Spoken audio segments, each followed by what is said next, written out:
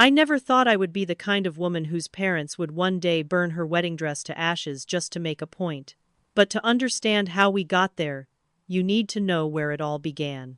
Sit back, relax, and stay with me until the very end of this story. My name is Emily Carter. I'm 28 years old, and I grew up in the suburbs of Boston, Massachusetts. From the outside, my childhood looked like the picture of middle-class respectability. A tidy three-bedroom house with a well-kept lawn, a father who worked as a bank manager, and a mother who was an administrative assistant at an insurance company. But behind closed doors, life inside that house was anything but warm. It was all about control, appearances, and keeping up an image that didn't match the truth. My parents, Richard and Susan, believed perfection wasn't optional, it was mandatory. They micromanaged every single detail of my life. If I chose the wrong color sweater, they noticed. If I wanted to be friends with someone they didn't approve of, they found ways to make that friendship impossible. Their disapproval wasn't always loud. Often, it was subtle, a tight-lipped frown, or a remark delivered in a tone that made me feel 2 inches tall. I learned early on to measure my every move against the standard of, what will mom and dad think? There was another layer to all this. My younger sister Chloe. She's 4 years younger than me, and somehow, she was never subjected to the same impossible standards. If Chloe brought home a B on her report card, it was met with applause. If I brought home an A-, my father's response was, "Why didn't you try harder?" Chloe was the golden child, the one who could do no wrong. I was the one constantly walking on eggshells. When I dared to question why things felt so unfair, my mother would always come back with the same line. "You should be grateful for everything we've sacrificed for you, Emily." That word sacrifice hung over my head like a hammer.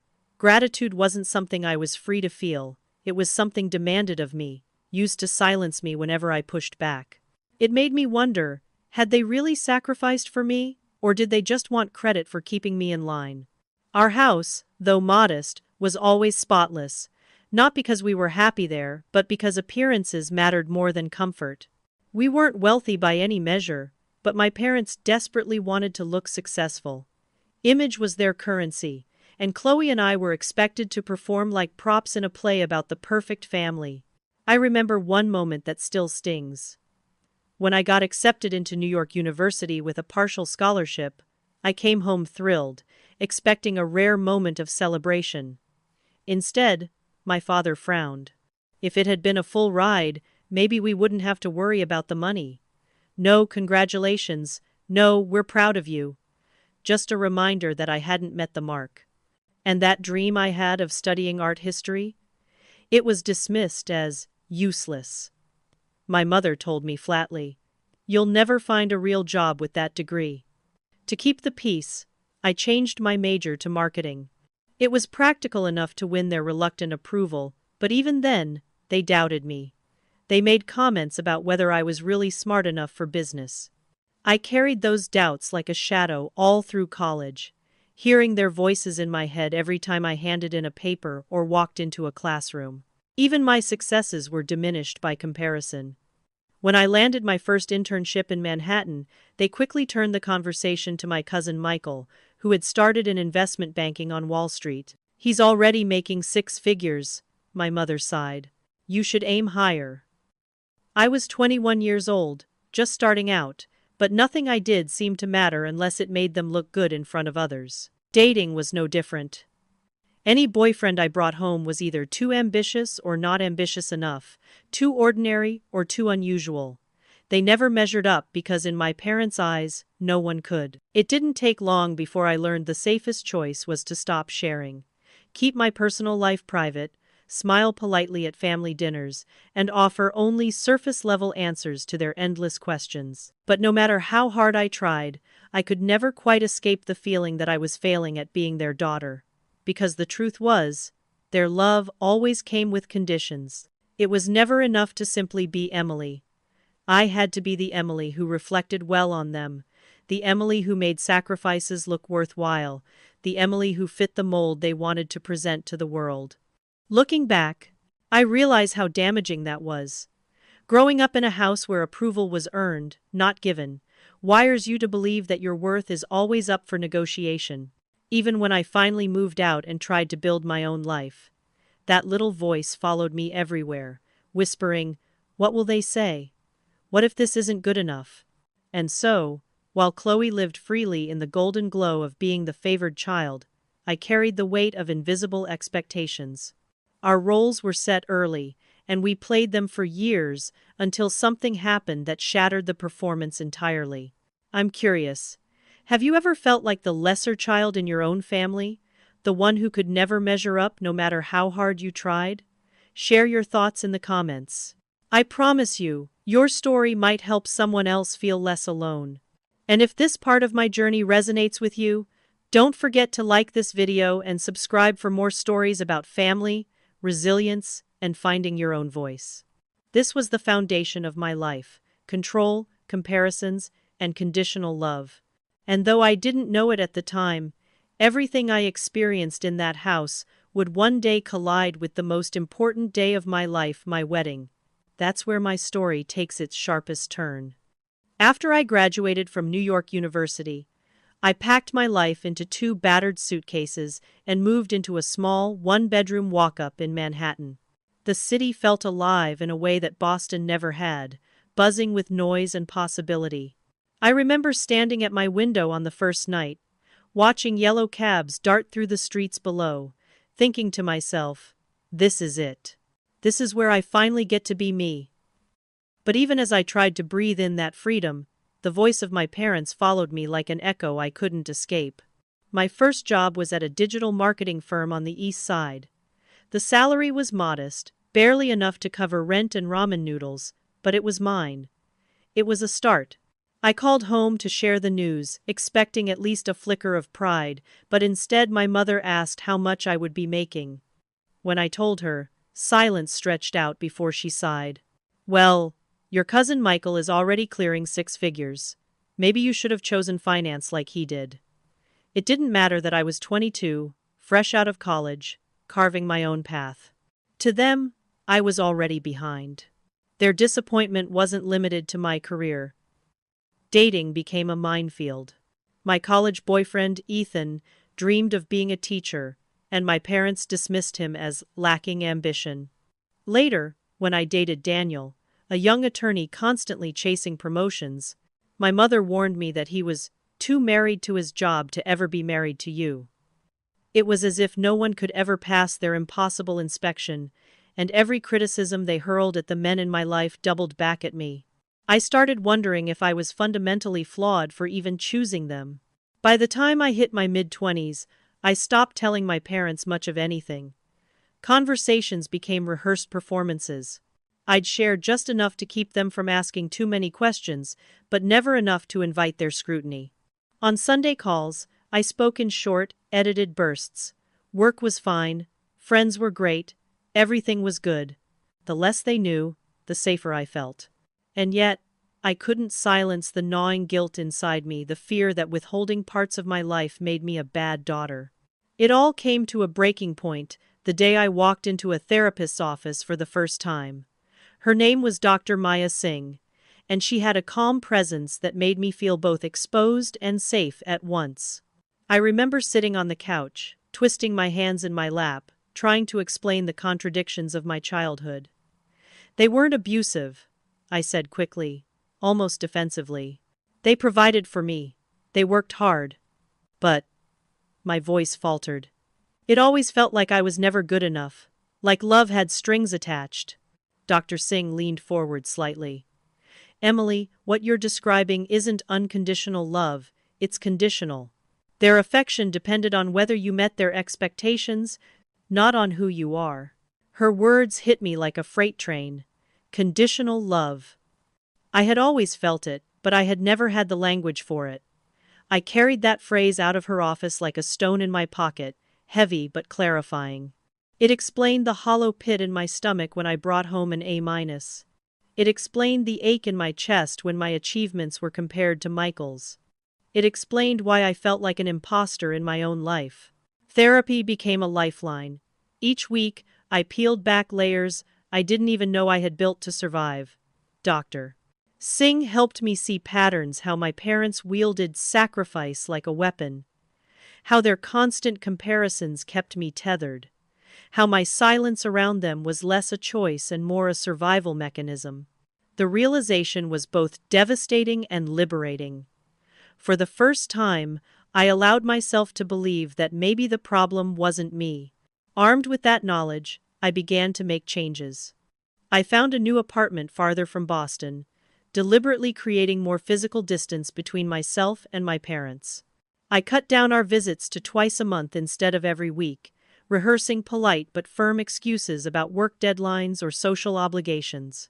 I started leaning more heavily on friends, my college roommate, Jenna, and my coworker, Marcus, people who celebrated me without condition, who saw my quirks as strengths rather than flaws. But breaking patterns is never simple. Even as I built boundaries, I still longed for their approval. Every success at work was shadowed by an imagined conversation where they might finally say, "We're proud of you." Every stumble came with a ghost of my father's disappointment. It was like learning to walk with new muscles, shaky and uncertain, but necessary. There was one dinner with my parents that tested me more than any therapy session. We sat in their spotless dining room, the table set with perfect precision, when my father asked about promotions at my firm. I told him I was working toward one, and he smirked. "We'll see if you can keep up. Business is cutthroat. Not everyone's cut out for it." The old me would have shrunk into silence. But this time, something in me snapped. "Dad," I said, my voice steady even as my hands trembled under the table. "I'm good at what I do. Whether or not you believe it doesn't change that." The room went quiet, the weight of my words hanging in the air. My mother pursed her lips, clearly disapproving, but I felt a flicker of something I hadn't felt in years: power. Walking out of that dinner, I realized boundaries weren't just about limiting time with them. They were about reclaiming my voice. And once I found it, there was no turning back. Still, healing isn't linear. I stumbled. I second-guessed myself. But for the first time in my life, I felt like I was beginning to separate who I was from who my parents wanted me to be. That separation would prove essential, because soon I would meet someone who would change everything, a man who saw me not as a project to perfect but as a person worthy of love, exactly as I was. And meeting him would be the start of a story that pulled every fragile boundary I had built into the spotlight. I wasn't looking for love the night I met Ryan Whitmore. In fact, romance was the last thing on my mind. My company had donated marketing services to a fundraising gala at the Metropolitan Museum of Art, and I was there because my boss insisted it would be a great networking opportunity. To me, it felt more like a night of forced smiles and empty conversations, a room full of people in gowns and tuxedos, pretending to care about the art while really trying to exchange business cards. I remember standing near one of the silent auction tables, pretending to be fascinated by a set of handmade pottery bowls just to avoid another conversation about quarterly budgets. My glass of champagne was nearly empty, and I was already planning my excuse to leave early. That's when I heard a voice next to me, low and warm, almost conspiratorial. "You look as bored as I feel." I turned and found myself looking at a tall man with kind brown eyes, the kind that seemed to notice everything without judgment. He had an easy smile, the sort of smile that felt out of place in a room full of stiff, rehearsed expressions. For a second, I didn't know what to say.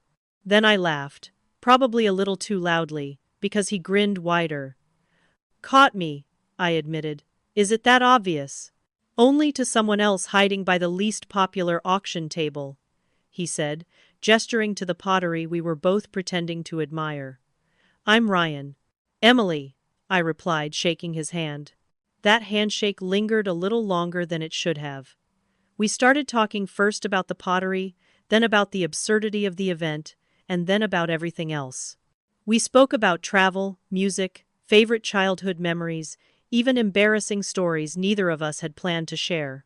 Hours slipped by, and for the first time in months, I wasn't measuring my words against anyone's expectations. I wasn't the daughter trying to impress, or the employee trying to climb the ladder. I was just Emily, laughing with a stranger who saw me. By the end of the night, when he asked for my number, it felt effortless to say yes. It didn't feel like the start of a romance. It felt like the start of being seen. Our first date was at a little Italian restaurant in Greenwich Village. I had been bracing myself for a man who might show up in a flashy car or drop names to prove his status. But Ryan arrived in a simple sedan, wearing jeans and a button-down shirt. When he smiled at me from across the table, everything else in the noisy restaurant blurred out. He listened, really listened when I spoke, asking thoughtful questions and laughing at my stories in a way that made me feel like they mattered. There was a gentleness about him, an absence of performance. And yet, there was something he wasn't saying. 6 months into dating, during a weekend trip to Cape Cod, I found out what it was. We were walking along the shore, the wind whipping our hair, when he casually mentioned that his family owned Whitmore and Company. The name sounded familiar, and then it clicked. Whitmore and Company wasn't just a family business. It was one of the most prestigious jewelry houses in the world, with flagship stores in New York, Paris, and London. I stopped dead in my tracks. Wait, Whitmore and Company? The Whitmores? He looked uncomfortable, almost apologetic. Yeah, my great-grandfather started it in the 1920 seconds. My father runs it now. I work in design and sourcing. I stared at him, trying to reconcile the man who wore beat-up sneakers to our picnic dates with the heir to an empire I'd only ever read about in glossy magazines. "Why didn't you tell me?" I asked, my voice sharper than I intended. "Because people treat you differently when they know," he said simply. "They either want something from you, or they assume you're spoiled. I'd rather people get to know me before they get to know the name." His honesty disarmed me. He could have used his family's wealth as a status symbol, but he chose humility instead. That night, sitting beside him on the sand as the sun sank into the ocean, I realized I wasn't falling for Ryan Whitmore the heir. I was falling for Ryan, the man who wanted to be known for his own merit, not his last name. As our relationship deepened, I began sharing pieces of my past with him, the strict household, the constant criticism, the feeling of never being good enough. When I told him about the time my father dismissed my scholarship because it wasn't full, Ryan didn't pity me. He didn't offer platitudes. He took my hand and said, "That's their loss, Emily. They missed out on celebrating you. But I see you." Those words healed something inside me that I hadn't even realized was still bleeding. For the first time in my life, I was with someone who didn't measure my worth by what I achieved, but by who I was. Still, I hesitated to introduce him to my parents. The thought of subjecting him to their scrutiny, their cold judgments, terrified me. Ryan never pressured me. He gave me space, understanding my hesitation without making me feel guilty. That patience only made me love him more. Then came the moment that changed everything. After 18 months together, he invited me to dinner at the rooftop restaurant of the Whitney Museum. The city skyline stretched around us, glittering under the night sky. Halfway through dessert, he pulled a small box from his pocket and opened it to reveal the most beautiful ring I had ever seen. An emerald-cut diamond in a platinum setting, accented with tiny sapphires, my birthstone. "Emily," he said, his voice steady but soft.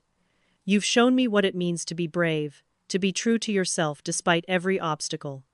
I want to spend my life supporting you the way you've supported me. Will you marry me?"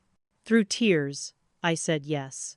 The ring sparkled under the lights, but what mattered most was the way he looked at me like I was enough, exactly as I was.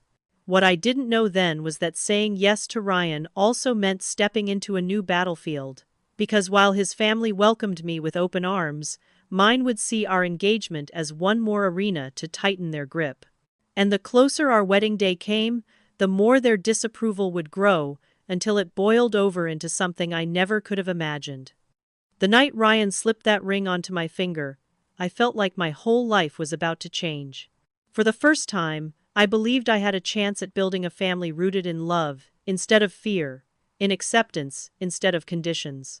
His proposal wasn't just about marriage, it was a promise that I would never again have to fight for the right to be seen. But the moment I called my parents to share the news, the storm began brewing. I dialed home, my heart racing, still glowing from the night before. When my mother answered, I blurted it out in one breath. "Mom," Ryan proposed. I said yes. I expected shock, maybe even a laugh or squeal. Instead, there was a long silence, followed by a flat, "Well, I suppose congratulations are in order. Though you've only known him for a year and a half. That seems rushed." My father didn't bother softening his words. "I hope he has better career prospects than retail if he plans to support a family. Have you discussed finances? Prenups?" The joy drained out of me in seconds. I should have been floating. Instead, I felt myself shrinking, the same way I had so many times growing up when their approval was dangled like a carrot just out of reach. I tried to remind myself that I didn't need their validation anymore, but the ache was there. Planning the wedding should have been joyful. Margaret and Charles, Ryan's parents, were beyond generous, offering to cover all the expenses. "Your family now," Margaret told me with such warmth that tears filled my eyes. But when my parents found out, they treated the gesture like an insult. "We can contribute to our own daughter's wedding," my father said sharply over dinner, though I knew full well they didn't have the means. My mother's face flushed red. "So now you're embarrassed by us? Is that what this is?" I tried to explain, calmly, that the Whitmores wanted to do this as a gift, but every attempt to smooth things over was twisted into something else. No matter how carefully I chose my words, they found reasons to feel slighted. The closer the wedding came, the more impossible they became. When Ryan and I chose the Brooklyn Botanic Garden for our venue, a place filled with light and flowers, a space that reflected who we were, my parents scoffed. "Too fancy. Too much show. You don't need all that." When we picked a menu that included a few international dishes, my mother waved her hand. "Why exotic food? What's wrong with a normal dinner?" Each decision, no matter how small, became another battle. I thought maybe shopping for my wedding dress could be a way to bridge the gap. I invited my mother, hoping for a moment of connection. We walked into a boutique on Fifth Avenue, the kind of place I had only ever dreamed of. I slipped into an A-line gown with delicate beadwork that made me feel, for once, like the version of myself I had always longed to be: radiant, unashamed, enough. But when I stepped out to show her, my mother's reaction cut me in half. $10,000 for a dress you'll wear once?" she exclaimed, loud enough for every other bride and sales associate in the boutique to hear. "That's obscene, Emily. I raised you better than this." The room fell silent. Heat rushed to my cheeks. I stammered that it was actually discounted, a sample from last season. But it didn't matter. Her disapproval had already carved into me. In the fitting room, I sat on the little velvet bench, tears streaming down my face, wondering why I kept hoping for something different from her when I already knew better. Still, I tried to salvage the day. "Maybe we can look somewhere more affordable," I whispered, searching for a way to make her happy. Her response was a dagger. "What's the point? You clearly prefer Margaret's opinion to mine anyway." The following weekend, Margaret took me shopping instead. The difference was night and day. She wasn't pushy. She didn't make me feel like I had to justify my choices. When I tried on the same gown again, she clasped my hands and whispered, "Emily, you look beautiful. Ryan won't be able to take his eyes off you." I broke down in her arms, grateful beyond words. For the first time in my life, a mother figure was giving me the kind of support I had always craved. But with every step closer to the big day, the contrast between the two families grew sharper. The Whitmores welcomed me in with open arms, asking about my preferences, respecting my choices. My own parents seemed determined to turn every moment into a battlefield, a test I could never pass. The tension reached its peak at the rehearsal dinner. The Whitmores had arranged everything with such care: an intimate evening at a restaurant overlooking the Hudson River, with personalized menus and framed photos of Ryan and me throughout our relationship. When Charles gave his toast, he spoke from the heart about the joy of seeing his son so happy, and how much he already considered me his daughter. My eyes blurred with tears. Then my father stood. Glass in hand, he smiled, that thin smile I knew too well. Emily has always been a girl with big dreams, he said. Sometimes too big for her own good. But I suppose this time her ambitions have paid off. She certainly landed on her feet. He glanced pointedly at Ryan. The implication that I had married him for his family's money was clear to everyone in the room. The silence that followed was suffocating. My face burned with humiliation. Ryan squeezed my hand under the table, grounding me. I forced myself not to cry, not to give them that satisfaction. But later that night, I confronted them in their hotel room. How could you say that? Do you really think I'm marrying Ryan for his money? I didn't even know about his family business when we met. I love him. He respects me. He supports me, which is more than I can say for either of you lately. My mother's arms crossed, her voice defensive. We're just concerned. You've always been impulsive. We don't want you getting swept away by all this. She gestured vaguely, as if the Whitmore's wealth was some dangerous tide threatening to pull me under.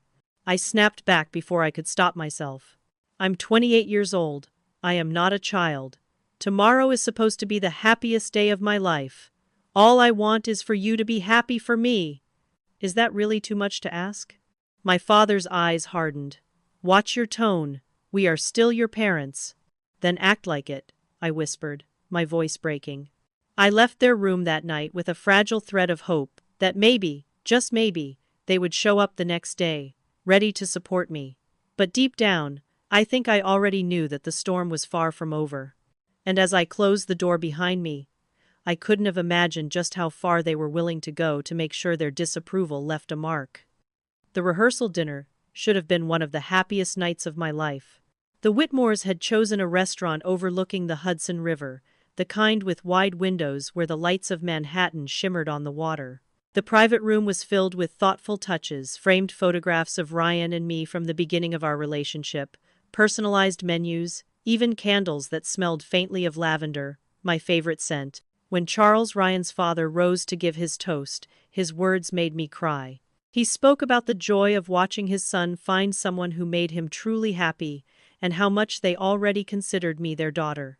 His sincerity filled the room with warmth. For a brief moment, I felt like I belonged to a family that cherished me exactly as I was. But then my father stood.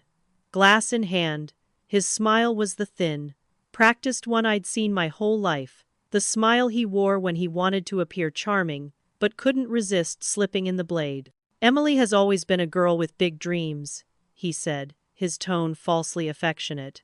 Sometimes too big for her own good, but I suppose this time her ambitions have finally paid off. He paused, letting the words hang before glancing at Ryan. She certainly landed on her feet. The meaning was obvious. I had married well. The implication that I was with Ryan for his family's money sliced through the room like a knife. Conversation stopped. I felt heat rising up my neck, my cheeks burning with humiliation. Every eye was on me, on us, waiting for my reaction. I clenched Ryan's hand under the table, fighting back tears. He gave me the smallest squeeze, steady and grounding, the only thing keeping me from falling apart in front of everyone. That night, I confronted my parents in their hotel room. My voice shook, but I forced myself to look them both in the eyes. How could you say that in front of everyone? Do you really believe I'm marrying Ryan for his money? I didn't even know about his family's business when we met. I love him. He respects me. He supports me. That's more than I can say for either of you lately. My mother crossed her arms, defensive. We're just concerned. You've always been impulsive. We don't want you getting swept away by all this. She gestured vaguely, as though the Whitmore's wealth were a tide threatening to drown me. I'm not impulsive. I'm 28 years old. Tomorrow is supposed to be the happiest day of my life. All I'm asking is for you to be happy for me. Is that really too much? My father's voice dropped, sharp as glass. Watch your tone. We are still your parents. Then act like it, I said, before my voice cracked. When I walked out of their room, I was trembling, but a fragile hope clung to me. Maybe the words had finally pierced through their armor. Maybe tomorrow they would show up, swallow their pride, and just let me have my moment. I didn't know then how wrong I was. The next morning, sunlight spilled into my hotel suite overlooking the city. I woke up before dawn, nerves fluttering in my stomach, but also excitement. Today was the day. Today I would marry the man who loved me without conditions. I made myself a cup of coffee, and was halfway through my first sip when my phone rang. It was Chloe. "Good morning," I answered cheerfully. "Are you on your way? The stylist should be here in an hour." There was a pause. I heard her breath catch. "Emily, I don't know how to tell you this. Mom and Dad are gone." My heart stopped. "What do you mean gone? Their hotel is right down the street. Are they getting breakfast or something?" Number. Her voice was small, fragile. "They left this morning. They flew to Hawaii. Dad booked it weeks ago." The coffee cup slipped from my hand, shattering against the floor. "That's not possible. My wedding is today." My chest tightened. I couldn't breathe. Why would they do this? "They told me to tell you that you made your choice by siding with his family over ours," Chloe whispered. "Dad said you needed to learn a lesson about loyalty." I staggered backward, clutching the counter for balance. "A lesson? On my wedding day?" "There's more," Chloe said hesitantly. "They left a package at your apartment. The building manager called me because he couldn't reach you. He said Dad was insistent that you get it this morning." Even before the box arrived, dread pooled in my stomach. When my best friend Jenna brought it to the suite, wrapped in plain brown paper with my name written in my father's handwriting, I already knew it wouldn't be anything good. Still, I told myself I had to be the one to open it. My bridesmaids gathered around, their faces tense with worry. The smell hit me first: smoke, and something acrid, metallic. Inside was my wedding dress, the one I had chosen with Margaret, the dress that had made me feel like myself for the first time, in front of a mirror. Only now it was destroyed. The delicate beadwork was warped and melted.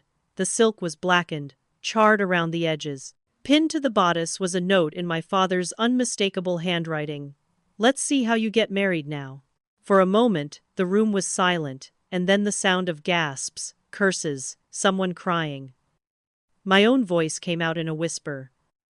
"They burned my dress. They actually burned my dress." The cruelty was staggering. This wasn't just disapproval. It wasn't even absence. It was a deliberate act of sabotage, an attempt to strip away the joy of one of the most important days of my life. Something inside me cracked, not just from the loss of the dress, but from the realization that my parents had crossed a line they could never return from. I sank to the floor, my body shaking. My bridesmaids surrounded me, their hands on my shoulders, their voices trying to soothe me. But the only comfort that reached me came when Margaret walked in. She wrapped her arms around me with a mother's tenderness I had longed for my whole life.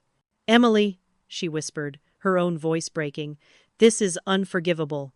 But listen to me, this will not stop today from happening. You are going to marry Ryan. You are going to walk down that aisle.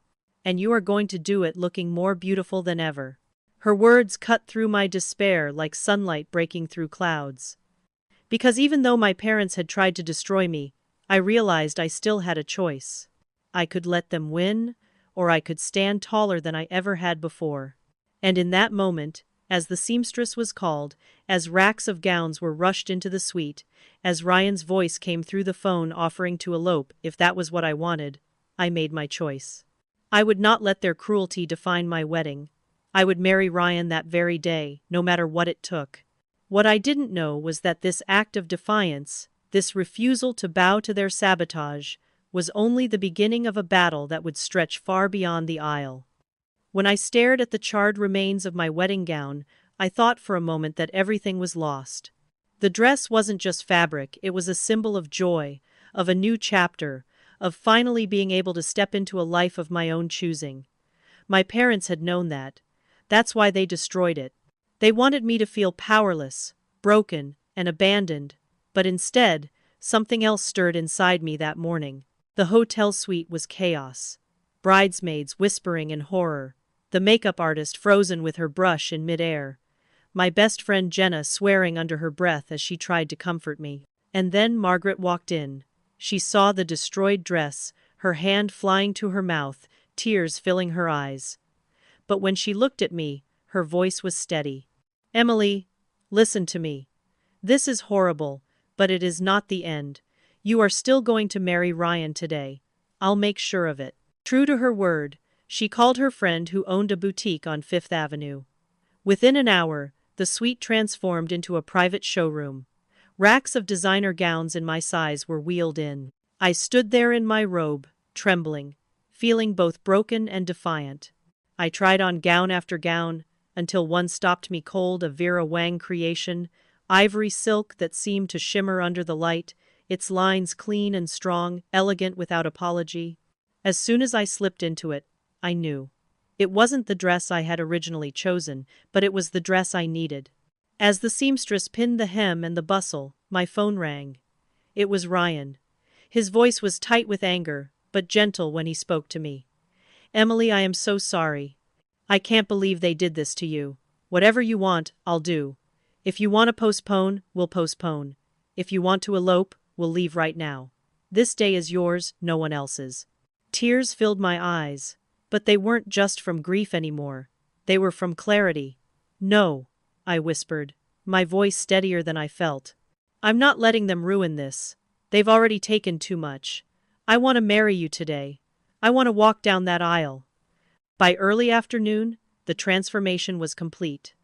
The new gown fit as though it had been made for me. The makeup artist, with remarkable grace, painted over every trace of my swollen eyes. My bridesmaids rallied around me, their encouragement like a shield. But then another wave of panic hit me. "Who will walk me down the aisle?" I asked, the question catching in my throat. It was Margaret who answered. She placed her hand on mine and said softly, "Charles would be honored, if you'll allow him." I turned toward Ryan's father, who had been standing quietly nearby, watching me with the steady gaze of a man who knew exactly what it meant to be both father and protector. His eyes softened. "It would mean the world to me, Emily." In that moment, I realized something profound. Family wasn't about blood. Family was about who showed up for you when everything else crumbled. I nodded, unable to speak, my voice caught between gratitude and grief. When the time came, I stood at the entrance of the Brooklyn Botanic Garden, my arm linked with Charles's. The garden glowed with summer light, flowers in full bloom arching overhead. The string quartet began Pachelbel's canon, the familiar notes soaring into the sky. I felt the weight of absence pressing at my back, but when I lifted my eyes and saw Ryan waiting for me at the end of the aisle, love shining in his expression, the hollow space began to fill. "Ready?" Charles whispered. "Yes," I breathed, more to myself than to him. Each step felt like a declaration, a rejection of everything my parents had tried to do to me. They had abandoned me. They had burned my dress. They had written words meant to crush me. But here I was, walking forward anyway, clothed in strength they could never take away. When Charles placed my hand in Ryan's, he bent down and kissed my cheek. "We're proud to have you in our family," he whispered. Those simple words healed something I hadn't realized was still broken. The ceremony itself was brief, but every moment burned into my memory. We had written our own vows, and when Ryan spoke, his voice was steady, his eyes never leaving mine. "Emily, you have shown me what true strength looks like. I promise to be your partner, your champion, your safe harbor today and always." When it was my turn, my voice shook, but did not falter. "Ryan, you've taught me that love doesn't need conditions. You've shown me what it means to be accepted exactly as I am. I promise to cherish that gift and return it to you every day of our lives." The moment the officiant pronounced us husband and wife, a sense of peace washed over me. Not because the pain had vanished, it hadn't, but because I had chosen not to let it define me. My parents had tried to turn my wedding into ashes, but instead it had become a rebirth. The reception that followed was bathed in light and laughter. In the glass pavilion, guests toasted, clinked glasses, and danced under twinkling lights. When it came time for the father-daughter dance, I stepped onto the floor with Charles. The band began playing "The Way You Look Tonight," and for those few minutes it didn't matter that my own father had walked away.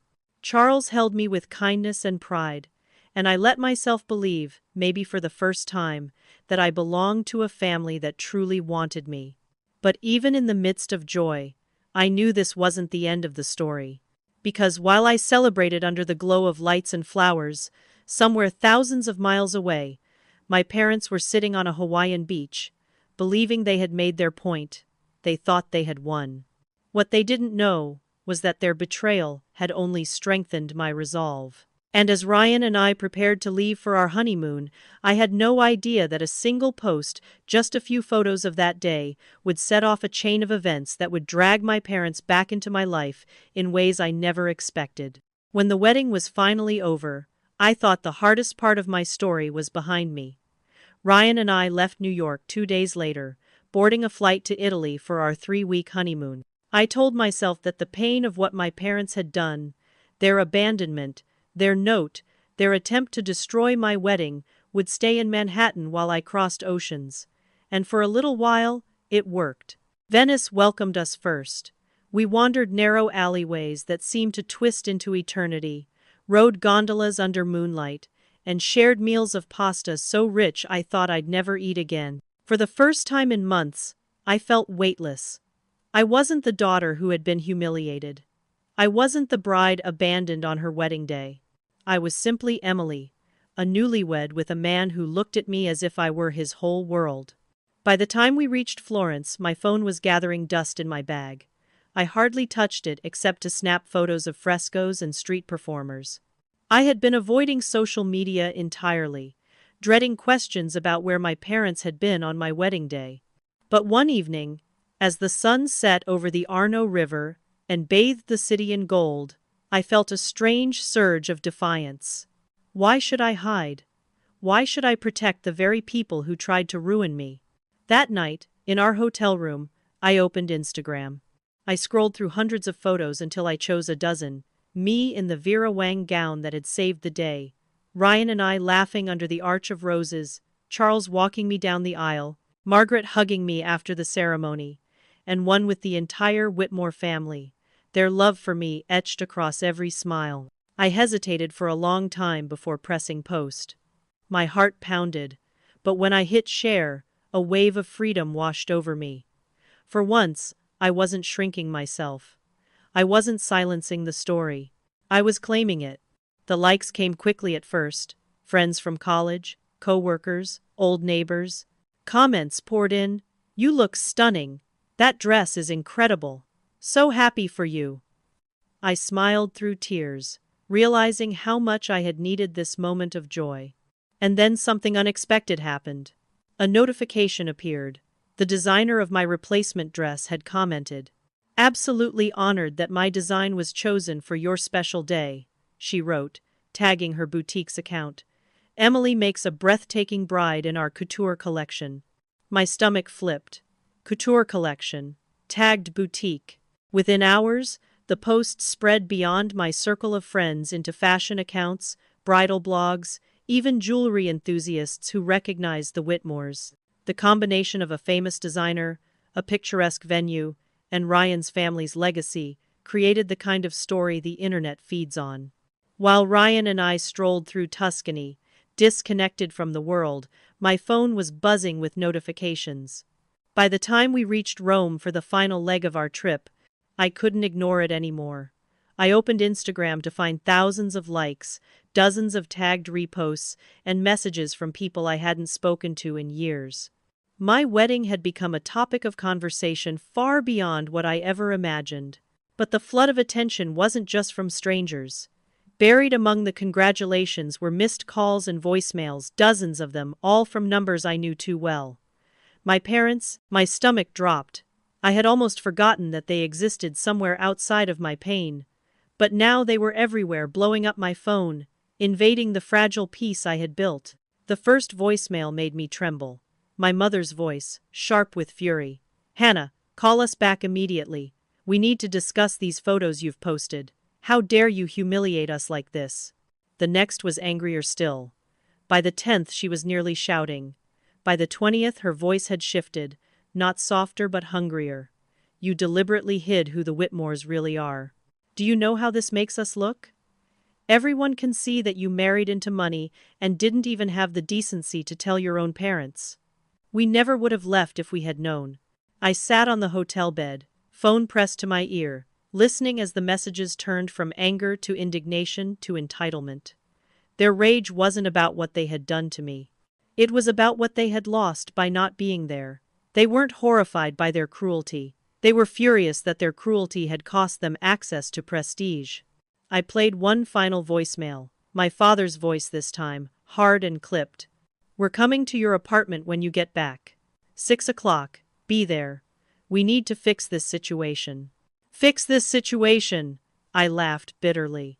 As if this were just a scheduling error, a family squabble that could be smoothed over with a dinner and a handshake. They didn't see me. They didn't see the pain they'd caused. They only saw opportunity slipping through their fingers. Ryan found me sitting there, shaking, my phone clenched in my hand.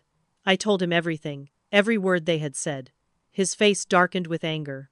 "After what they did to you, after they burned your dress, after they abandoned you, and now they think they get to demand a seat at the table? Emily, this isn't about fixing things, it's about control. They still think they own you."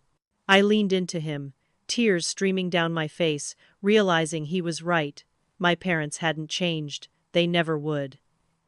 And yet, I knew I couldn't avoid what was coming.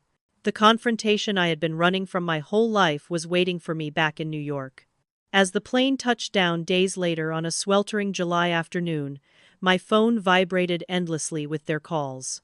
My heart raced, knowing that this time there would be no silence, no polite evasions, no pretending.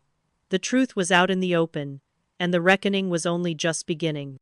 The day after we returned from Italy, the summer heat in New York felt oppressive, thick enough to choke me. My phone hadn't stopped buzzing since we landed, voicemails, texts, missed calls, all from my parents. 99 missed calls, 68 texts, dozens of voicemails, each one more frantic than the last. They didn't ask if I was happy. They didn't apologize. They demanded. They accused. They commanded me to fix the situation. By late afternoon, my nerves were raw. I hadn't slept more than a few hours since hearing their messages in Rome. I knew what was coming. I knew they would show up. At exactly 6 o'clock, the doorbell rang. Ryan reached for my hand, gave it one last squeeze, and whispered, "I'm right here. Whatever happens, we face it together." When I opened the door, there they were, Richard and Susan Carter, standing like they had every right to be there, as if they hadn't abandoned me on my wedding day and tried to turn my joy into ashes. My mother brushed past me without so much as a hello. "Finally," she said. "We've been trying to reach you for days." My father followed, scanning the apartment critically. His lips curled. "So, this is where you live. Surprisingly modest, considering." I shut the door behind them, forcing calm into my voice. "Considering what, Dad?" "Considering you married into the Whitmore family," he replied bluntly, his eyes narrowing. "Why did you hide who they really are from us? Did you think we wouldn't find out?" My pulse pounded in my ears. "I didn't hide anything. You never asked. And it's not relevant. Ryan doesn't define himself by his family's business, and neither do I." My mother's voice rose, sharp and incredulous. "Not relevant? Emily, you married into one of the wealthiest families in New York City. Do you have any idea how foolish you made us look? People are talking. They're asking why we weren't there. They're asking why we didn't know. Do you understand the humiliation we've suffered?" I almost laughed at the absurdity of it, but my throat tightened. "The humiliation you've suffered? You burned my wedding dress? You abandoned me on my wedding day? You left me with a note telling me to see how I'd manage without you. And now you're angry because you think I made you look bad?" Ryan stepped forward then, his voice calm but firm. "With all due respect, Mr. and Mrs. Carter, I think you forfeited the right to explanations after what you did to Emily. You abandoned her, and you tried to sabotage our wedding. That's not something you can excuse away." My father bristled, his face darkening. "This doesn't concern you. This is between us and our daughter." "Actually, it concerns me very much," Ryan said, his jaw set. "She's my wife, and you hurt her." My mother waved her hand as if swatting away a fly. "We made a mistake. We were upset. Families forgive each other. What matters now is moving forward. We need to meet the Whitmores properly. We should host a reception, invite our friends, show everyone that everything is fine. Their audacity stunned me into silence for a moment. They weren't here to apologize. They were here to salvage their own image, to turn my marriage into a networking opportunity. Let me get this straight, I said slowly, my voice shaking not from fear but from fury. You abandoned me on my wedding day. You destroyed my gown. You left me a note meant to crush me. And now you want me to introduce you to Ryan's family so you can impress your friends? You think we can just erase what you did? My father's eyes hardened. Don't be dramatic. Everyone makes mistakes. We were hurt because you seemed to prefer his family over your own. But now that we understand the situation, we can move on. I stared at him, the final thread of patience snapping inside me. The situation? You mean now that you know the Whitmores are wealthy, you suddenly want back in? You didn't care about me. You didn't care about Ryan. You cared about status, about appearances. That isn't love, that's manipulation. My mother's face flushed red. We are your parents. Family is forever. The Whitmores need to meet your real family, not just your version of events. My control cracked. My version of events? There is no version. There are facts. You abandoned me. You burned my dress. You left a note that said, and I quote, "Let's see how you get married now." Those aren't interpretations. Those are your actions. My father leaned forward, his voice low and menacing. If we had known who they were, we never would have left. And there it was. The truth. Not regret for what they had done, but regret that they had miscalculated what they could gain. That doesn't make it better, I said, my voice steady now. It makes it worse. It means your love and support were never about me. They were about what I could give you, what you could get through me. That's not love. That's a transaction. My mother's lips pressed into a thin line. After everything we've done for you, this is how you treat us? I shook my head, tears filling my eyes but not spilling over. What have you done for me? You've criticized me, compared me, diminished me, abandoned me. Tell me, what exactly am I supposed to be grateful for? Silence fell, heavy and suffocating. My parents weren't prepared for this version of me, the one who wasn't begging for their approval. My father broke the quiet first. We want to meet with the Whitmores. Surely that's not too much to ask. Ryan's voice was firm. My parents already know what you did. They saw the dress. They saw Emily's heartbreak. I don't think they'd be interested in meeting you under these circumstances. My mother's eyes flashed with anger. So you've poisoned them against us. Told them only your side of the story. There is no side, I said, my voice low but unwavering. There is only the truth. And the truth is that you've shown me exactly who you are. And I refuse to subject the Whitmores, who have done nothing but welcome me, to the toxicity you call family. My father's face went red. So this is how it's going to be. You choose them over us. I lifted my chin. I choose myself. For the first time in my life, I'm choosing not to accept abuse disguised as love. I'm choosing not to let you decide my worth. If that means choosing them over you, then so be it. 5 day. My mother grabbed her purse, her face hard. When you come to your senses, don't expect us to welcome you back with open arms. There are consequences for this kind of disrespect. I walked to the door and held it open. My voice was quiet, but it didn't waver. I've been living with the consequences of your conditional love my entire life. It ends now. They left, the echo of the door closing behind them sounding like the final crack of a gavel. My body shook, but not from fear, from release. For the first time, I had stood my ground and chosen myself over their approval. But even as I collapsed onto the couch in Ryan's arms, one thought burned in the back of my mind. They weren't done. People like my parents never walked away quietly. And deep down, I knew they would find new ways to test the boundaries I had finally built. When the dust finally settled, when the echoes of slammed doors and unanswered calls began to fade, I was left standing in the quiet of my own life. And for the first time, that quiet wasn't frightening. It was freeing. I had walked away from my parents not out of anger, but out of survival. out of a desperate need to protect the life I was building with Ryan, and later, the life we would build for our daughter. At first, the silence felt unnatural. I had grown up addicted to their disapproval, conditioned to anticipate it like a ticking clock. Every success in my life had once been measured against what my parents might say. Every failure had carried the weight of their imagined disappointment. To suddenly remove that voice was like walking into a new world where the air felt unfamiliar. But over time, that silence transformed into peace. Therapy with Dr. Singh became a sanctuary. She helped me untangle the knots of my childhood and see them for what they were. What your parents did with the dress, she told me one afternoon, wasn't just about fabric, it was symbolic violence. It was a way of saying, we control your joy. That perspective shifted everything. For years I had thought of myself as broken, someone who needed fixing to earn their love, but now I understood. The brokenness had never been mine. It belonged to them, to their inability to love without conditions. As months passed, I began to rebuild not just my boundaries but my identity. I realized how much of my adult life had been spent trying to unlearn the lessons of my childhood. The belief that love must be earned, that approval was the same as affection, that silence was safer than truth. With Ryan's unwavering support and the Whitmores' kindness, I learned what it meant to be loved without strings attached. Their acceptance wasn't based on what I could provide, but on who I was. That simple, radical kind of love became the foundation of my healing. When I found out I was pregnant, a new wave of emotions crashed over me. Excitement, of course, but also fear.